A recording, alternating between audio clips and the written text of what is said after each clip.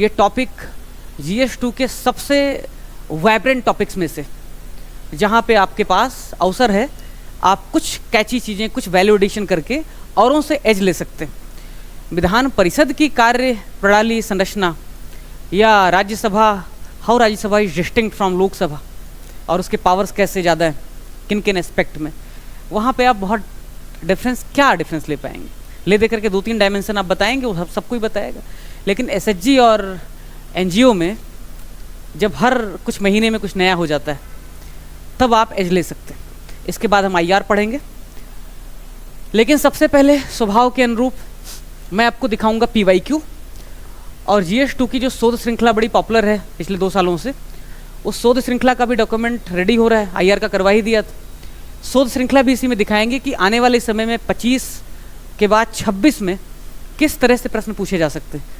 तो utmost attention, 100% concentration आपका चाहिए, ध्यान दीजिए। टॉपिक्स देखिए एक बार। Development process, role of non governmental organisation, self help groups यानी SHGs, various groups and association, donors, charities, institutional and other stakeholders यानी विकास प्रक्रिया, गैर सरकारी संगठन, स्वयं सहायता समूह और बाकी समूह, दानदाता एजेंसी, चैरिटेबल ट्रस्ट और उन सभी स्टेक होल्डर का रोल। PYQ देखिए, PYQ को उल्टा देखिए। NGO पर PYQ देखिए आप, SHG पे पहले दिया हुआ है शायद। SHG पे PYQ देखिए आप, मैंने स्टार रेटिंग भी कर दी है। क्यों आएगा उसके पीछे कारण भी बताऊंगा। 2018 में सवाल जब पहली बार आयोग ने आपसे सवाल पूछना शुरू किया था, ठीक, तब भारत के ग्रामीण जीवन पर स्वयं सहायता समूह का क्या प्रभाव पड़ा है, वर्णन कीजिए। What has been the impact of self help groups on India's rural life, describe. क्यों ऐसा पूछा? क्योंकि भाई 90% महिलाएं और लगभग सभी SHGs गांव में काम करते हैं। मैं लगभग बता रहा हूँ, लगभग सब, क्योंकि शहरों की महिलाएं तो फैक्ट्रियों में जाती, गांव की महिलाएं बच्चों को भी पालना है, और जो शहरों की महिलाएं भी बच्चे पालती हैं लेकिन उनके पास कुछ और व्यवस्थाएं होती। अगर वो ऑर्गेनाइज सेक्टर में है तो उनके पास में पेड लीव है, क्रे हैं बच्चों की देखभाल के लिए। गांव में अवैतनिक कार्यों में यानी अनपेड जो वर्क है वो इतना ज़्यादा होता है। सास ससुर बुजुर्ग हैं, उनकी देखभाल भी करनी है, पति का गेट पर इंतज़ार भी करना है, आते ही पति को मुस्कुरा कर स्वागत करना है ना। आगे मुसीबत तो थैला उठा करके रखना है, पाँव के जूते भी निकालने हैं, बहुत सारे काम। इन सब के बीच महिलाओं का जो बीच का हिस्सा होता है, बच्चों के स्कूल भेजने और पति को ऑफिस भेजने के बाद और उनके आने के बीच का जो हिस्सा है, वो इस्तेमाल होता है सेल्फ हेल्प ग्रुप के कामों में। और कुछ सेल्फ हेल्प ग्रुप्स के मॉडल ने उस टाइम को ऐसे यूटिलाइज कराया है महिलाओं से। मैं आपको दिखा रहा हूँ कि आप कहेंगे यस, इंडिया की जो इकोनॉमी है, स्पेशली जो रूरल इकोनॉमी, वो विमेन लेड हो सकती है, डेवलपमेंट पार्टनर्स हो सकते हैं। कैसे? तब जब ये ग्रामीण अर्थव्यवस्था, रूरल इकोनॉमी बेहतर हो, जब महिलाओं को सपोर्ट मिले, इंस्टीट्यूशनल सपोर्ट, टेक्नोलॉजिकल सपोर्ट, हर प्रकार का सपोर्ट मिले, तब ये SHGs गांव का डेवलपमेंट करने में सहायक सिद्ध होंगे।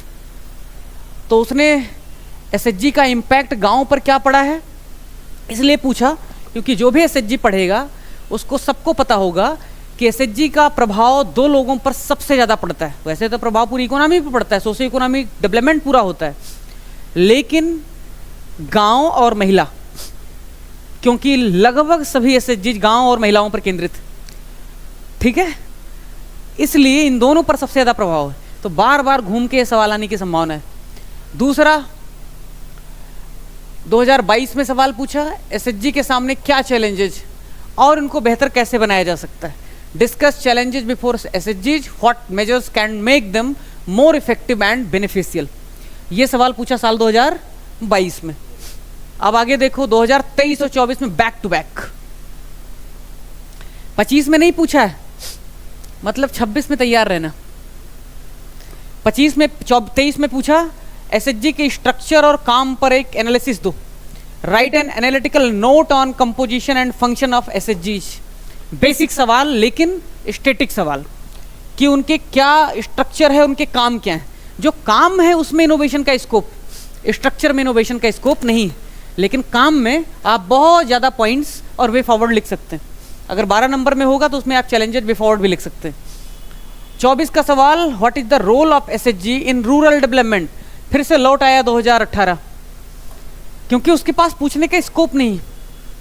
भाई गांव और महिला उन्हीं दो पर सब कुछ टिका हुआ है, लेकिन मैं आपको बता रहा हूं हर कोई डेवलप कर रहा है।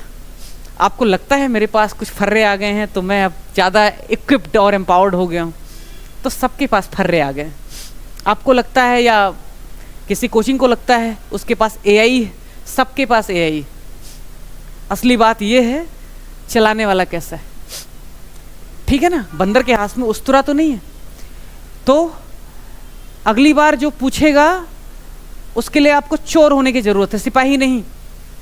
गांव और महिलाओं पर प्रभाव पड़ेगा, ये बात हो गई सिपाही वाली, पीछा कर रहे हैं आप।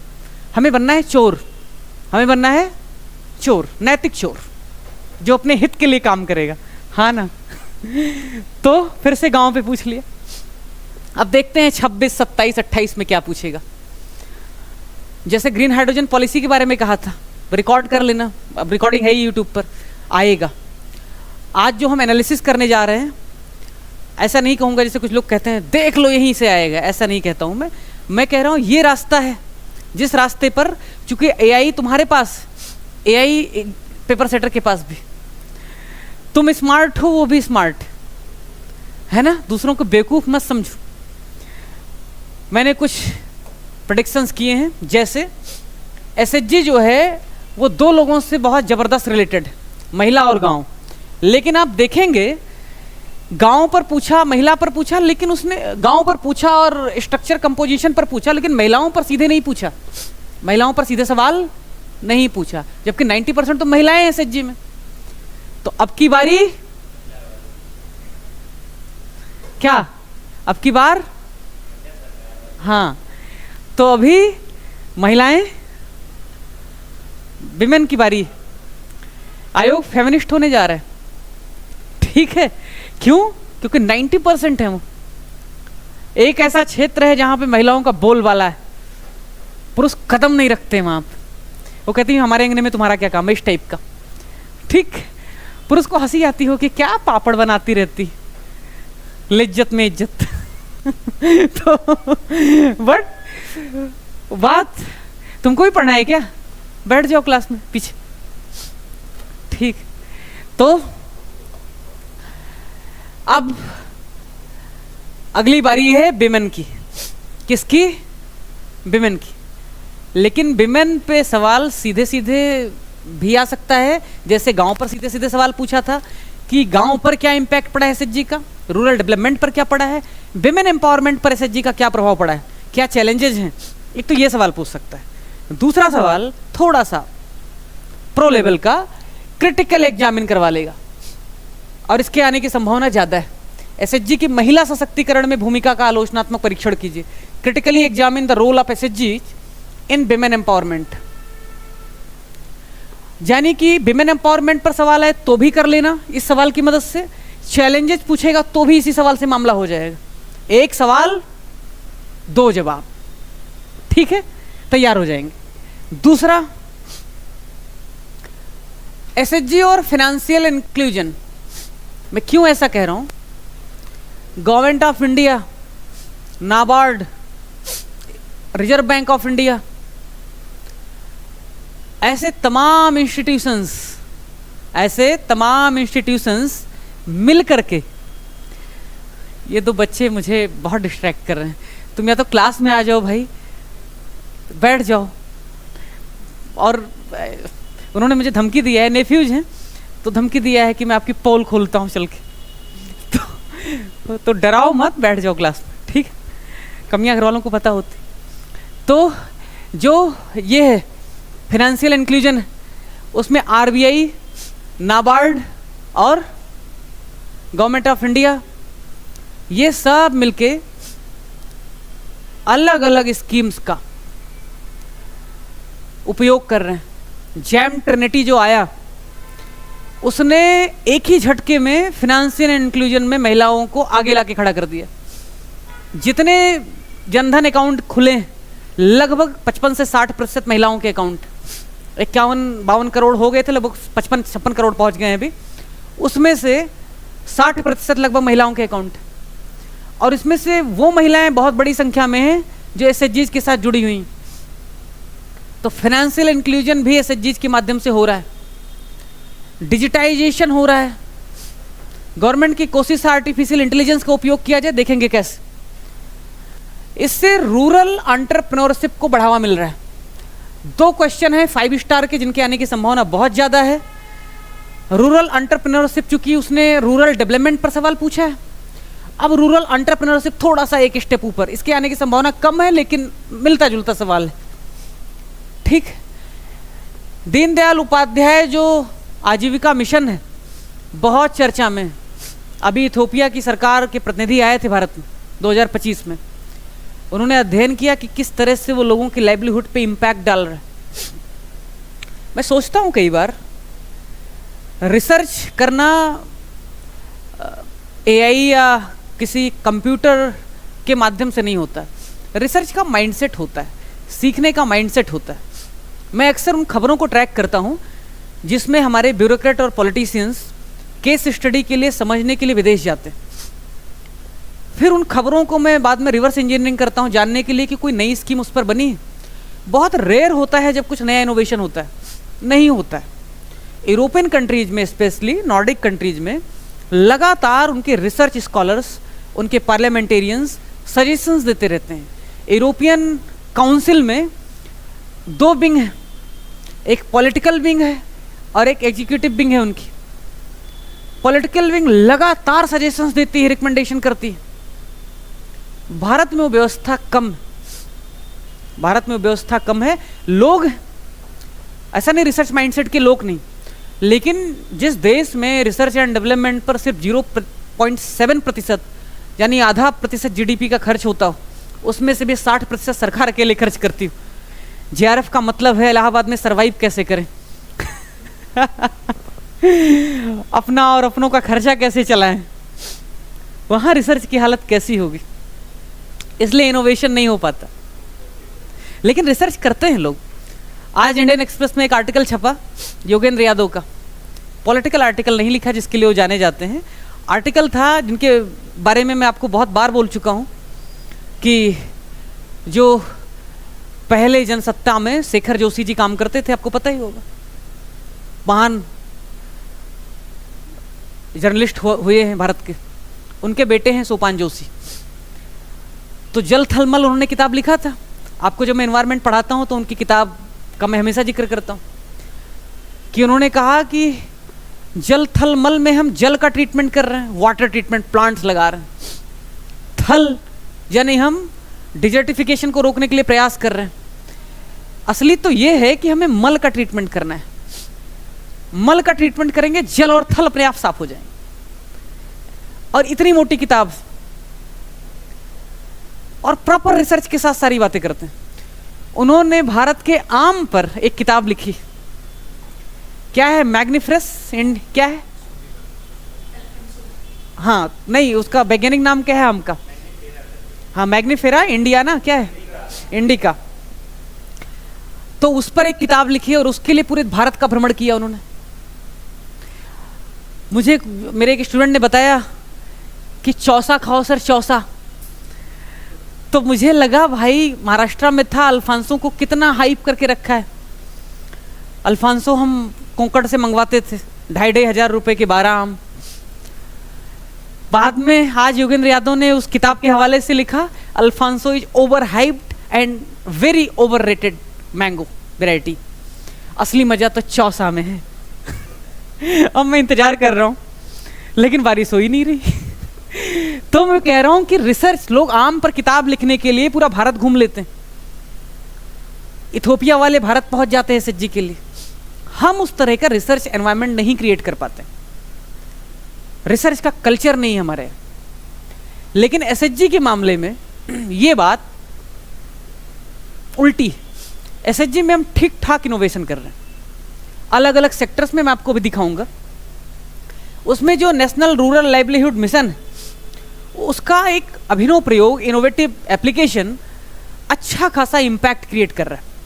ठीक, तो उस पर एक सवाल बन सकता है, बाकी तो बहुत दिमाग लगाना नहीं है। एक डाल दिया है डिजिटल इंक्लूजन का, चूंकि सरकार बहुत कोशिश कर रही है। भाई ड्रोन दीदी उन्होंने कहा, डिजिटल सखी उन्होंने कहा। अब डिजिटल सखी क्या है? A kind of SHG. Drone दीदी क्या है? एक कोऑपरेटिव सेक्टर में अलग अलग दीदी मिल करके सरकार से मदद लेकर ड्रोन खरीदेंगे और उसको उपयोग करेंगे। है तो सेल्फ हेल्प ग्रुप, सरकार सपोर्ट कर रही है। तो डिजिटल टूल्स का उपयोग हो रहा है या नहीं हो रहा है? तो डिजिटल इंक्लूजन पर, हालांकि मैंने इसको थोड़ा कम इंपॉर्टेंस का रखा है, सवाल आ सकता है। ठीक, एसएचजी का सस्टेनेबल डेवलपमेंट गोल पर किस तरह का इंपैक्ट पड़ा है और क्लाइमेट पर किस तरह का इंपैक्ट पड़ा है, एक ये भी सवाल बन सकता है, लेकिन कम संभावना है। क्यों क्लाइमेट मैंने बोला? इसलिए क्लाइमेट बोला क्योंकि जो सेल्फ हेल्प ग्रुप्स काम करती, वो कहाँ काम करती? ट्राइबल इलाकों में, रूरल इलाकों में। उनका रॉ मटेरियल क्या होता है? नेचुरल होता है, जैसे बांस की कोई लकड़ी की कोई कलाकृतियाँ बनाया या कोई अप्लायंसेस या कोई गुड्स बनाया। पापड़ भी लिज्जत का बनाया, तो ऐसा तो है नहीं कि उसमें बहुत बिजली खर्च हो रही है। उससे ज़्यादा पानी तो चावल के लिए लग जाता है, हजारों लीटर पानी लगता है 1-1 किलो में। तो जो कुछ भी प्रोडक्ट बनाती हैं सेल्फ हेल्प ग्रुप्स, सामान्यतः उसका सोर्स नेचुरल होता है, प्रोडक्ट जो होता है वो सस्टेनेबल होता है, या कार्बन फुटप्रिंट के मामले में बहुत लेस इंपैक्ट क्रिएट करता है। इसलिए भी सस्टेनेबल डेवलपमेंट गोल को हासिल करने में या क्लाइमेट फ्रेंडली प्रोडक्ट के मामले में सेल्फ हेल्प ग्रुप चैंपियंस। एक और बात बताता हूं मैं आपको, 2013-14 तक, इवन 16 तक, पब्लिक सेक्टर बैंक का जो एनपीए था वो भाई पहुंच गया था डबल डिजिट में, 10% से ऊपर, जो आज लगभग 1.5% पे चल रहा है। ग्रॉस एनपीए 16% पे चल रहा था, यानी 100 रुपए उधार दिया तो 16 रुपए लेके भाग गए।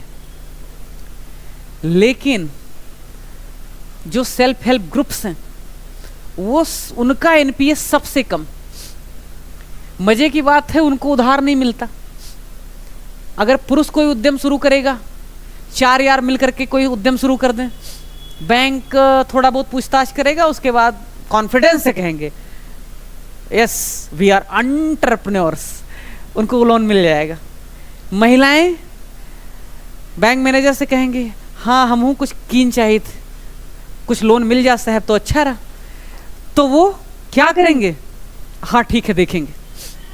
एक कल्चर है, और मैं नहीं कह रहा हूं, नाबार्ड की अपनी स्टडी कह रही है क्रेडिट डिसबर्समेंट के मामले में एसएचजीज बहुत बुरी हालत में। क्यों? विमेन के पास कोलेट्रल नहीं है। अरे भाई होगा कैसे कोलेट्रल?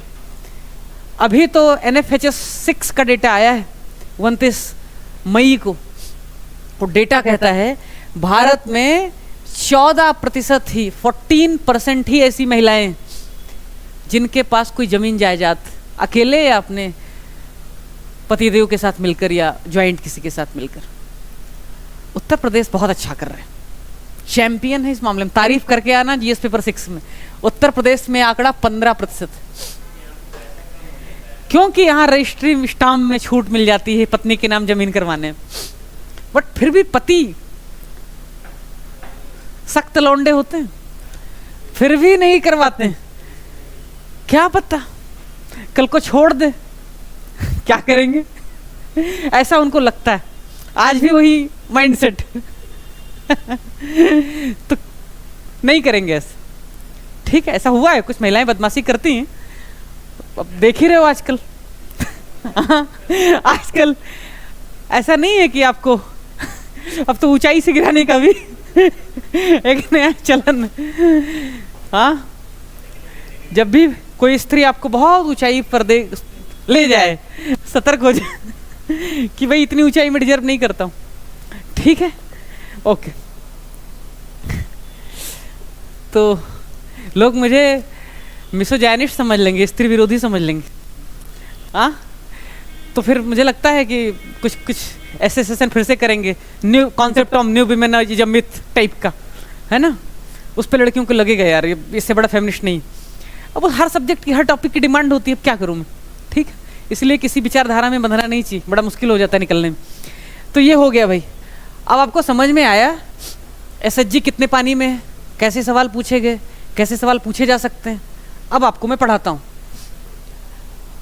पढ़ाऊँ या पहले एनजीओ वाला भी एनालाइज करवा दूँ फिर पढ़ाऊँ? एनजीओ वाला भी एनालाइज करूँ या पढ़ाना शुरू करूँ? ऑनलाइन भी लोग हैं क्या? आवाज आ रही है? एक बार देख लेना। ठीक है, एनजीओ भी एनालाइज ही करवा देता हूँ, फिर पढ़ाना शुरू कर। आओ, एनजीओ खेलते हैं। कुछ नहीं कर पाएंगे तो फिर एनजीओ खोलेंगे, सारे बेरोजगार स्टूडेंट्स के साथ मिल करके एक एनजीओ बनाएंगे। क्या काम करेगा? सिविल सर्विसेज की तैयारी कर चुके छात्र के रिहैबिलिटेशन में काम करेगा। सीएसआर से पैसा उठाएगा और उनको रिहैब करेगा। ठीक रहेगा? किसी को मूंगफली की दुकान लगवाएगा, किसी को समोसे की, किसी को पकौड़े की। ठीक है, ऐसा कुछ करेंगे। ठीक है, तो और तो कोई नौकरी हमें देगा नहीं। देख भैया, एनजीओ क्यों शामिल किया है आज अपनी चर्चा में? इसलिए क्योंकि पता नहीं क्यों सब कुछ, हर कोई एनजीओ के पीछे पड़ा हुआ है। आजकल एनजीओ बहुत दबाव में। क्यों? हेडलाइन दिखाता हूं,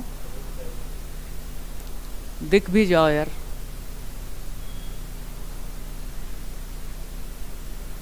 प्लीज। क्या हुआ? कंटेंट किधर गया मेरा? हाँ, देख, मैं कंटेंट कहीं और लगा के देता हूं, फिर पता चलता हूं कहीं और पहुंच जाता है। ठीक है, देखो भैया, ये तो एनजीओ दर्पण से डेटा लिया है मैंने। हेडलाइन देखो, जून की ही चल रही सब। हाँ, इसी महीने की। एफसीआरए रूल्स, द साउथ से मैंने लिया है सब। हाँ, FCRA rules tightened, NGOs must declare social media accounts, stick to specified activities, political content barred. 23 June 2026 की द साउथ की खबर, मतलब द हिंदू की खबर। सरकार ने 10 बार एफसीआरए में अमेंडमेंट किया। एफसीआरए का मतलब फॉरेन कंट्रीब्यूशन रेगुलेशन एक्ट। पहली बार 1976 में 1976 में लाया गया था। मैडम प्राइम मिनिस्टर थी, उनको लगा था देश में जो कुछ भी ये सब जेपी आंदोलन या बाकी सब बदमाशी कर रहे हैं, सब अमेरिका का हाथ। पक्का वहां से चंदा मिल रहा होगा एनजीओज को, चलो बैन करो इनको।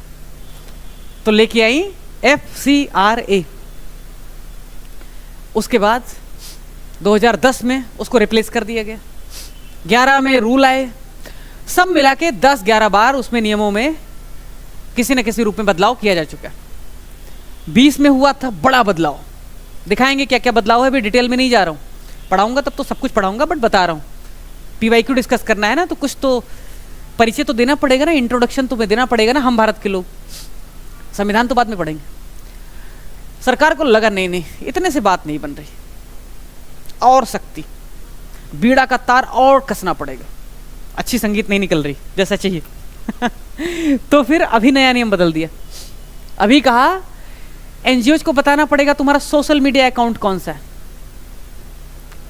क्योंकि फिर आजकल कांग्रेस जनता पार्टी सोशल मीडिया से ही निकल रही है, पहले तो इलेक्शन कमीशन से निकलता था। ठीक, तो फिर सोशल मीडिया अकाउंट बताना पड़ेगा। और पॉलिटिकल कंटेंट अगर तुमने लिखा या तुमने पॉलिटिकल एक्टिविटी की तो तुम्हें बैन कर देंगे। ठीक, 18,000 एनजीओज को बैन किया गया। कितने? कुल मिला के रफली 20% एनजीओज विदेश से किसी न किसी रूप में चंदा लेते थे। 3 मिलियन से ज्यादा एनजीओज भारत में थे।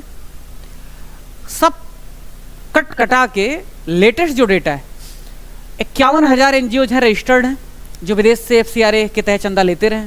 उनमें से एक्टिव सिर्फ 16,000 ही, 18,000 को बैन कर दिया गया। मदर टेरेसा की भी ऑर्गेनाइजेशन थी, बाद में उस पर बैन हटा लिया गया। अभी विदेश मंत्री मार्क रूबियो आए थे तो गए थे उस संस्था में।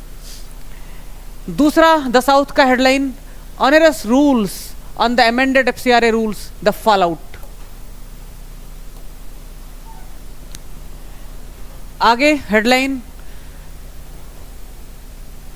सुप्रीम कोर्ट में एक केस गया था जब 2020 का अमेंडमेंट हुआ। एनजीओ चुप थोड़े बैठेंगे, एनजीओ चुप नहीं बैठेंगे, चूंकि बोलने का ही तो उनका काम। हाँ, तो उन्होंने क्या किया, सुप्रीम कोर्ट में अप्रोच किया कि कैसे बैन कर दे रहे हैं, सवेरे नोटिस मिलती है बैंड। सुप्रीम कोर्ट ने कहा, as FCRA restricts NGOs, Supreme Court had agreed that right to associate is not carte blanche for foreign funds। Supreme court ने कहा कि भाई ठीक है, आर्टिकल 19(1)(c) जो भी है, आपको कौन सी है ना, संघ बनाने का अधिकार है, संवैधानिक अधिकार, बट फिर से वही कुछ भी एब्सोल्यूट है क्या? फॉरेन फंड, किसी भी तरह का फंड लेने का अधिकार काटे ब्लैंक, ब्लाइंड राइट थोड़ी है आपका। तो सरकार ने जो बैन वैन किया है वो उचित ही लगता है, लेकिन एक कमेंट्री और की कि बैलेंस्ड होना चाहिए। लेकिन के बाद जो बातें कही गई उसको ज़्यादा ध्यान नहीं दिया जाता है, क्योंकि उसके पहले जो कहा उसी पे सब खेल हो जाता है। ठीक है, तो सुप्रीम कोर्ट का ये जो डिसीजन था उसको भी आपको पता होना चाहिए। ठीक, अभी 2026 में फिर से रूल में अमेंडमेंट किया गया और अब फिर से मामला सुप्रीम कोर्ट में जाने वाला है। चला भी गया होगा, मुझे नहीं पता कौन सा केस चल रहा है, क्योंकि रूल में एक टर्म लिखा है पॉलिटिकल एक्टिविटी, और वो उतना वेग है कि कोई राइट बेस्ड एनजीओ है और वो मान लो कोई अधिकार की बात करता है, तो क्या उसे पॉलिटिकल एक्टिविटी माना जाएगा? काकरोच जनता पार्टी का सपोर्टर माना जाएगा? ऐसा तो नहीं होना चाहिए, बट सरकार तो उसे बैन कर सकती। उस पर मामला सुप्रीम कोर्ट में जो भी रिजल्ट होगा, अगर आपके एग्जाम के पहले आ जाता है तो मैं बताऊंगा। तो ये सब हैं कंटेम्प्रेरी इशूज, सिग्निफिकेंस। जब आपको प्रॉब्लम, बीमारी पता होगी, डायग्नोसिस अच्छी होगी, तब आप इलाज ठीक से कर पाएंगे। अब समझ में आया एनजीओ में क्या चल रहा है आजकल? अब आपको हम पीवाई को दिखाते हैं।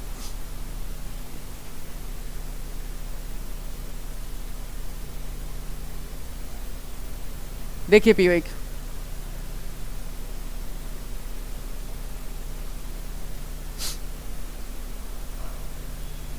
साल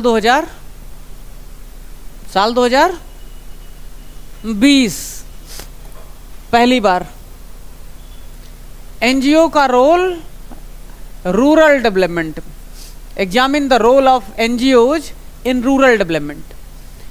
साल 2021 देख रहे हो, लगातार 3 साल आया। एनजीओ का रोल पॉलिसी बनाने में, नीति बनाने में। स्मार्ट लोग समझ गए होंगे, मजदूर किसान संगठन के प्रयासों से, अरोड़ा राय जैसे लोगों के एनजीओज के प्रयासों से राइट टू इंफॉर्मेशन एक्ट आया, मनरेगा आए। एनजीओज पॉलिसी बनाने में मदद करते हैं, क्योंकि वो राइट बेस्ड अप्रोच के तहत जो भी डिमांड करते हैं, भाई लोकपाल कहा जाए, देखा जाए तो एक हिसाब से मूवमेंट, एनजीओ जैसे संस्थाओं की शुरुआती मूवमेंट का ही परिणाम है ना। भले उस परिणाम का कुछ परिणाम नहीं है, बट है तो परिणाम वही। 22 में पूछा कि जो नीति निर्माण की प्रक्रिया है, 21-22 में सेम सवाल पूछा है, रिपीट किया है इन्होंने शायद। 22 में नहीं पूछा होगा या 21 में नहीं पूछा होगा।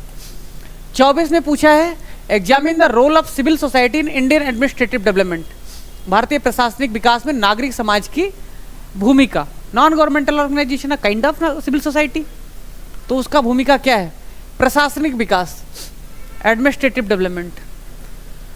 अगर सिविल सोसाइटी या राइट बेस्ड मूवमेंट्स बहुत मुखर न होते तो 73rd और 74th कॉन्स्टिट्यूशनल अमेंडमेंट, 73वां और 74वां संविधान संशोधन विधेयक नहीं आता, भारत में डेमोक्रेटिक डिसेंट्रलाइजेशन नहीं होता तो आज इतने सारे युवा नेता नहीं होते, और जो कलेक्टर और एसपीज डिस्ट्रिक्ट्स में जितने ज़्यादा तानाशाह और पावरफुल लगते हैं उससे कहीं ज़्यादा होते हैं। जैसे जैसे नागरिक समाज अवेयर होता है, एम्पावर्ड होता है, डेमोक्रेटिक डीपनिंग होती है, डेमोक्रेटिक डिसेंट्रलाइजेशन होता है, वैसे वैसे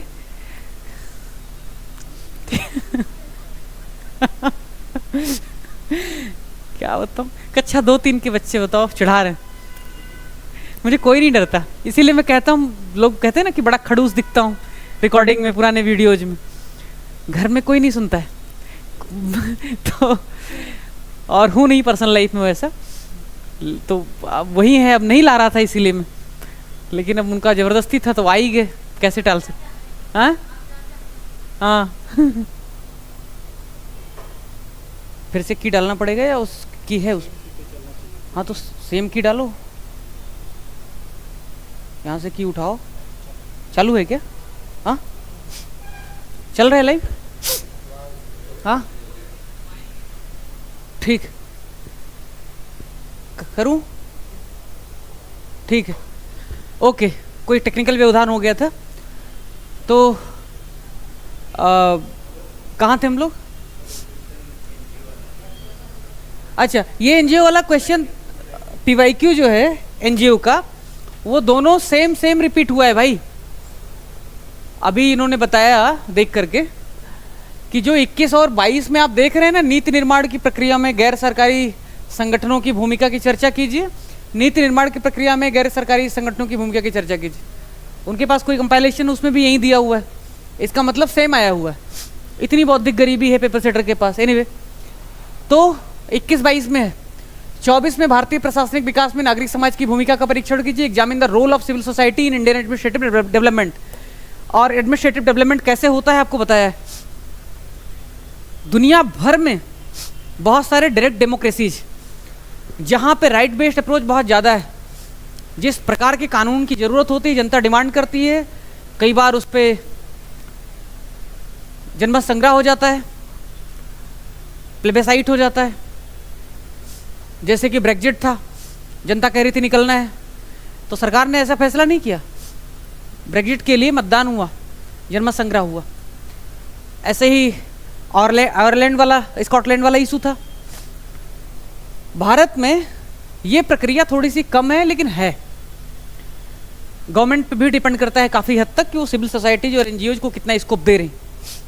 2025 में सवाल उसने, जो आपके सिलेबस का लास्ट का हिस्सा था, वहां से सवाल पूछा, critically evaluate the need for coordination among support institutions, donors and institutional stakeholders in development process and practical realities.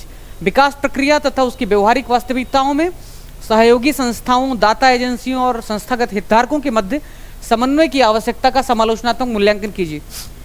जितने भी प्रश्न पूछे गए उन सभी प्रश्नों में ये प्रश्न सबसे इवॉल्व, कॉम्प्लेक्स, थोड़ा सा परेशान करने वाला था सिलेबस से ही डायरेक्ट, बट थोड़ा कॉम्प्लेक्स लगा। एग्जाम टाइम में लगेगा ना कॉम्प्लेक्स। इसका मॉडल आंसर भी लास्ट में, जब एक क्लास खत्म हो जाएगी, तब क्लास मतलब के अंतिम चरण में इस क्वेश्चन को आप खुद से लिखवाएंगे और इसको डिस्कस करेंगे। ठीक है, जो भी कठिन चीज़ें हैं वो कर लो तो ज़्यादा आसान हो जाती हैं चीज़ें। ये पीवाईक्यू हो गया। ठीक, अब मैं पढ़ाना शुरू करूँ उसके पहले आपको मैं इस पे कुछ आने वाले समय में प्रेडिक्शंस बता दूं।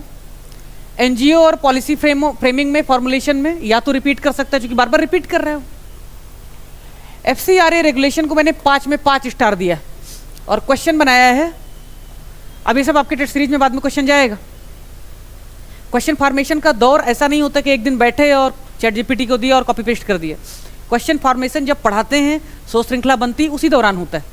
बाद में फिर जो भी कुछ छूटता है वो होता है। क्वेश्चन फ्रेमिंग ऐसे नहीं कि आज क्वेश्चन बनाएंगे, ऐसा कभी नहीं होता, वो क्वेश्चन हिट नहीं होते। ठीक है ना। तो सफलता का जो कारण है, क्वेश्चन जो डायरेक्टली हिट होते हैं, उसके पीछे कारण है क्वेश्चन से पर्याप्त समय दिया जाता है। इस क्वेश्चन को आप देखिए, गैर सरकारी संगठनों एनजीओज के संदर्भ में विदेशी अंशदान या विनियमन, विदेशी अंशदान विनियमन रेगुलेशन है ना, फॉरेन कंट्रीब्यूशन रेगुलेशन अधिनियम यानी FCRA में हाल में किए गए सुधार कह रहा हूँ, रिफॉर्म कह रहा हूँ, गवर्नमेंट रिफॉर्म कह रही है उसका समालोचनात्मक मूल्यांकन कीजिए। कभी भी आयोग अपने पेपर में गवर्नमेंट को क्रिटिसाइज नहीं करता है, लेकिन उसका मूल्यांकन जरूर करवा लेता है।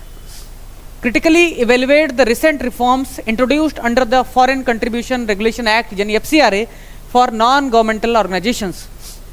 NGOज के लिए जो हाल फिलहाल में FCRA के रूल्स नए नए आए, रिफॉर्म्स लाए गए, उनका क्या प्रभाव पड़ेगा, इसका आप क्रिटिकली इवेल्युएशन कीजिए। यानी बताइए इससे क्या पॉजिटिव इम्पैक्ट पड़ेगा, इसके क्या चैलेंजेस हैं, क्या नेगेटिव लिमिटेशंस हैं, और उसके बाद आप वे फॉरवर्ड बता दीजिए। 8 नंबर में आएगा तो फिर आप अगर क्रिटिकली इवेल्युएट करने के लिए बोलेगा तो पॉजिटिव, लिमिटेशंस एंड कंक्लूजन खत्म। दूसरा है सिविल सोसाइटी के साथ, चूंकि टॉपिक में ही लिखा है और सवाल भी पूछ चुका है तो एक सवाल इस पे भी PYQ रिपीट कर सकता है। बाकी आई डोंट थिंक कि बहुत दिमाग लगाना है। GS पेपर 5 में उत्तर प्रदेश के स्पेसिफिक कॉन्टेक्स्ट में सवाल आ सकता है, क्योंकि वहाँ पे यूपी के NGOज की बात होगी और यूपी NGOज के मामले में चैंपियन है, चूंकि सबसे बड़ा पॉपुलस, सबसे बड़ा ज़्यादा NGOज वाला स्टेट, तो ऐसा है। ठीक है भाई। अब NGOज की जवाबदेही एवं पारदर्शिता सुनिश्चित करने में FCRA की भूमिका। Discuss the role of FCRA in ensuring NGO accountability and transparency. सरकार ने जो कारण बताया है चेंजेस का कानून में, वो बताया है अकाउंटेबिलिटी और ट्रांसपेरेंसी। मजे की बात ये है, जो द हिंदू का एक आर्टिकल मैंने भी पढ़ा, एडिटोरियल, उसमें एक आर्गूमेंट दिया गया, द हिंदू ने लिखा है, मैं गवर्नमेंट को क्रिटिसाइज नहीं कर रहा हूँ, कि गवर्नमेंट कह रही है कि ट्रांसपेरेंसी के लिए FCRA में हम अमेंडमेंट ला रहे हैं, लेकिन जब क्वेश्चन पूछा गया पार्लियामेंट में तो गवर्नमेंट ने कहा कि बहुत सारी चीज़ें ऐसी हैं जो बताने लायक नहीं। खुद गवर्नमेंट गोपनीयता बरत रही और FCRA अमेंडमेंट के माध्यम से चाहती है कि NGO ट्रांसपेरेंसी रखे। ये कुछ वैसे हो गया, कैसे हो गया बताओ, जैसे मैं खुद ना पढ़ूं और मैं स्टूडेंट से को बोलूं पढ़ते नहीं। बात समझ रहे हो? पहले खुद करना होता है, तब आप करेंगे तो आपके पास मोरल अथॉरिटी ही रहेगी। सिर्फ लीगल अथॉरिटी होने से बातें नहीं समझ में आती। अथॉरिटीज ज़्यादा लेजिटिमेट तब होती हैं जब वो मोरल होती, क्योंकि रूल बाय लॉ से तो जाम्बिया भी गवर्न कर रहा है, सूडान भी गवर्न कर रहा है। रूल बाय लॉ का क्या? मैं भी अपने घर में कानून बना दूं कि बच्चे मुझ पे नहीं हंस सकते, रूल बाय लॉ है। लेकिन रूल ऑफ लॉ भी है क्या, जस्ट भी है क्या? एनीवे, तो ये हो गया NGO और SHG। अब पढ़ना शुरू करें, NGO से शुरू करते हैं। ठीक, let's begin. Well begin is half done, समझ लो आधा हो गया। बाद में मैं आपको ये जो डेवलपमेंटल इशूज हैं उसमें मैं आपको ये जो इकोनॉमिक सर्वे है जिसे किसना मिक्सचर मानता हूँ, किसना मिक्सचर पता है? नहीं पता, तो उसके डेटा के साथ मैं आपको बाद में डिस्कस कर दूंगा। पहले हम देखते हैं NGO।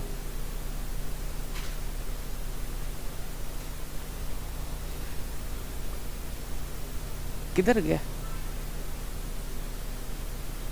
मिल जा भाई। कीवर्ड्स वगैरह भी लास्ट में डाल दे रहे हैं ताकि आप बाद में देख सकें, जैसे collaborative governance, whole of government, stakeholder governance and so on, convergence and so on, वो कर लेना।